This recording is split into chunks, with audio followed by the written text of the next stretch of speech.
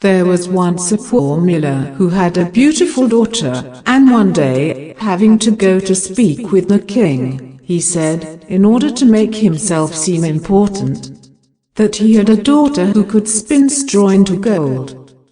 The king was very fond of gold, and thought to himself, that is an art which would make me very happy. And so he said to the miller, if your daughter is so very clever, bring her to the castle in the morning, and I will check if she really is as useful as you say. As soon as she arrived, the king led her into a chamber which was full of straw. And, giving her a wheel and a reel, he said, now set yourself to work, and if you have not spun this straw into gold by an early hour tomorrow, you must die. With these words, he shut the room door and left the young girl alone. There she sat for a long time, thinking how to save her life, for she didn't know how straw might be spun into gold, and her worry increased more and more, till at last, she began to cry. All at once the door opened, and in stepped a little man, who said, "Good evening, fair maiden. Why do you weep so much?" "Ah," she replied, "I must spin this straw into gold, and I am sure I do not know how." The little man asked, "What will you give me if I spin it for you?" "My necklace," said the maiden. The dwarf took it, placed himself in front of the wheel, and whirr 3 times round, and the bobbin was full. Then he set up another, and whirr 3 times round again, and a second bobbin was full, and so he went all night long until all the straw was spun, and the bobbins were full of gold. At sunrise the king came, very much astonished to see the gold, the sight of which gladdened him, but did not make his heart less greedy. He caused the maiden to be led into another room, still larger, full of straw, and then he told her to spin it into gold during the night if she valued her life. The maiden was again quite at a loss what to do, but while she cried the door opened suddenly, as before, and the dwarf appeared and asked her what she would give him in return for his assistance. "The ring off my finger," she replied. The little man took the ring and began to spin at once, and by morning all the straw was changed to glistening gold. The king was rejoiced above measure at the sight of this, but still, he was not satisfied, but, leading the maiden into another still larger room, full of straw as the others, he said, "This you must spin during the night, but if you accomplish it you shall be my bride. For, thought he to himself, a richer wife you cannot have in all the world." When the maiden was left alone, the dwarf again appeared and asked, for the 3rd time, "What will you give me to do this for you?" "I have nothing left that I can give you," replied the maiden.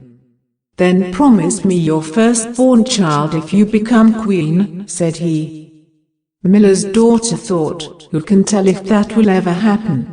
And, not knowing how else to help herself out of her trouble, she promised the dwarf what he desired. And he immediately set about and finished the spinning.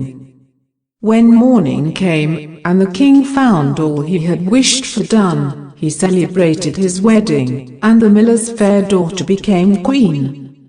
The happy times she had at the king's court caused her to forget that she had made a very foolish promise.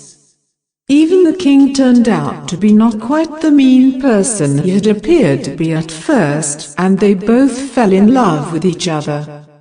About a year after the marriage, when she had ceased to think about the little dwarf, she brought a fine child into the world. And, suddenly, soon after its birth, the very man appeared and demanded what she had promised. The frightened queen offered him all the riches of the kingdom if he would leave her her child, but the dwarf answered, "No, something human is dearer to me than all the wealth of the world." The queen began to weep and groan so much that the dwarf pitied her, and said, "I will leave you 3 days to consider. If you in that time discover my name, you shall keep your child." All night long the queen racked her brains for all the names she could think of, and sent a messenger through the country to collect far and wide any new names. The following morning came the dwarf, and she began with Caspar, Melchior, Balthasar, and all the odd names she knew.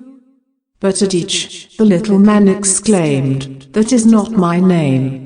The second day the queen inquired of all her people for uncommon and curious names, and called the dwarf Ribs of Beef, Sheepshank, Whalebone, but at each, he said, "This is not my name." The third day the messenger came back and said, "I have not found a single name. But as I came to a high mountain near the edge of a forest, where foxes and hares say good night to each other, I saw there a little house, and before the door, a fire was burning. And round this fire, a very curious little man was dancing on one leg, and shouting, 'Today I stew, and then I'll bake. Tomorrow I shall the queen's child take.' Ah, how famous it is that nobody knows that my name is Rumpelstiltskin." When the queen heard this she was very glad, for now she knew the name. And soon after came the dwarf, and asked, "Now, my lady queen, what is my name?" "First," she said, "are you called Conrad?" "No." "Are you called Hal?" "No." "Are you called Rumpelstiltskin?" "A witch has told you." "A witch has told you," shrieked the little man, and stamped his right foot so hard in the ground with rage that he could not pull it out again. Then he took hold of his left leg with both his hands, and pulled away so hard that his right came off in the struggle, and he hopped away howling terribly. And from that day to this the queen has heard no more of her troublesome visitor.